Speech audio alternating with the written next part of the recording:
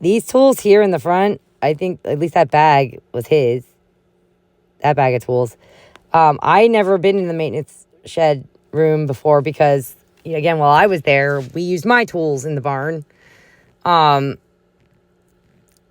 So David saying, all signs point to that dude doesn't seem to have a lot of money for a dude who like owns an island and a few fancy resorts and a construction company.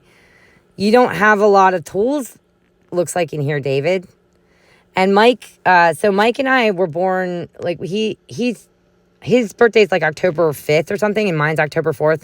So when I first got there, about a week after I got to Cedar Island, Laura Halley, the manager who hired me on, who was fired 2 weeks after I got there, Laura Halley and Amanda, another coworker, and Rebecca, Mike's wife, kind of threw us like a little dinner party, a birthday dinner party, plus sort of a welcoming dinner for me. And Mike said out loud to all of us right there in front of us that, when he was looking into the job first, when he was first hearing about the job, he was told he didn't really need any tools, that the tools were all there. And then when he showed up, he said there really were like no tools. And he had given away or sold a bunch of his tools before he came. And then he was just trying to do the best he could with like what few tools he had and brought with him. And then when I got there, Jorge Jorge started kind of peer pressuring me, swaying, where they kind of give you like that long look or something and whatever, to basically let the barn use my tools. So I just brought in like 3 big bags of my tools and dumped them in the barn office. And was thinking this is only going to be like for a week or so, because I'm sure these millionaires are going to get their shit together and buy their own freaking tools and take care of their own responsibilities, right? No, wrong. They used my tools the entire 3 months I was there. I even put in requests for tools for the barn. I was ignored. I was told that was one of the reasons why I was being fired, is because I was told, it was implied by Elaine, that I had the audacity to say that I shouldn't have to be lending my tools to millionaires. I don't get paid the amount of money that a professional would get paid who brings their tools to the job. So I shouldn't have had to provide my own personal tools to upkeep that barn. David should have been providing the tools. And I don't really don't see a lot of tools in this tool shed you got, David. For a millionaire, your shed looks pretty shabby. Your tool shed. This is your maintenance tool shed. This is shitty. Really? Are you sure you're a millionaire, David? Or are you a fraud? I'm thinking you're just a fraud, because you come off like you have $1 million or like at millions of dollars worth of assets. But I'm thinking you're just a fraud, because this does not look like the layout, the tool shed of somebody who has millions of dollars worth of assets. This looks like a shabby shame, David.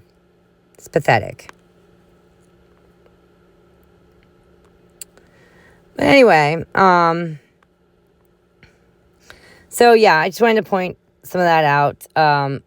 Also, Laura, Stage, and Mina, her daughter Mina, they also showed up in the summer in a van. I was told by them. And I'm trying to remember if they said they showed up in August, or it just seemed, and also Jeremy Edwards posted about my job in August, that they needed a barn hand in August. Keep in mind, I didn't find any job postings for Cedar Island for maintenance guy or office worker. There was just a barn hand post.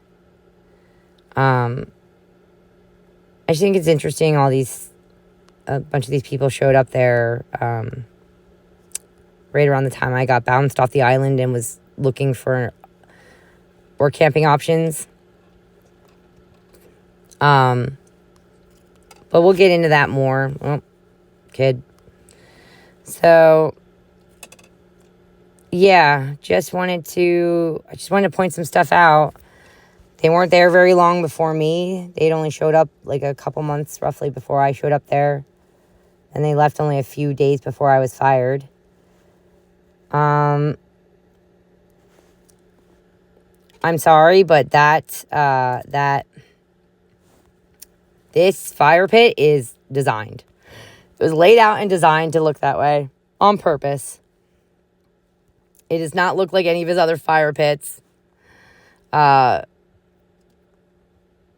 This you could even make the argument that this is it is haphazard. This isn't necessarily. I mean, you could say that he designed this one too, but this one looks far more haphazard. But this one just does not. This fire pit looks like it was made that way for a purpose.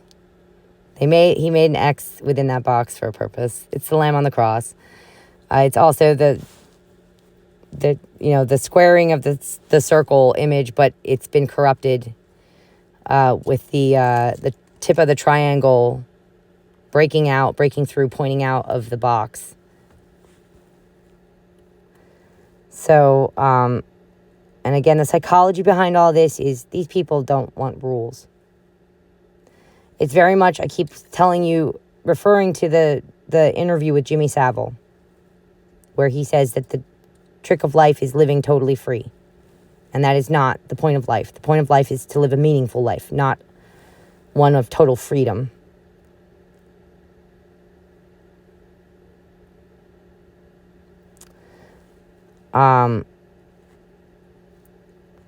So the psychology suggests to me people who don't like rules. People who don't like having to abide by rules like morals and ethics and consequences to their actions that when they don't want those kinds of... they only want the good consequences. They don't want the bad consequences. They only like rules when they apply to others. They want to make the rules and then break them as they please. That's what, at least the symbol of the tip of the triangle coming out of the circle, the square. When you corrupt this image with the tip coming out, that's what that tells me. Somebody doesn't like rules or boundaries, and sometimes rules and boundaries are healthy. So yeah, I'll leave it there. There was some more that was like on the kind of tip of my mind that I'm forgetting now. But I'll leave it off with that, and I'll be picking back up with a few other things that I'll be pointing out about, definitely I'll be getting into more sacred geometry stuff. I'll be getting into the Abrasics more. So, yeah. All right. Bye.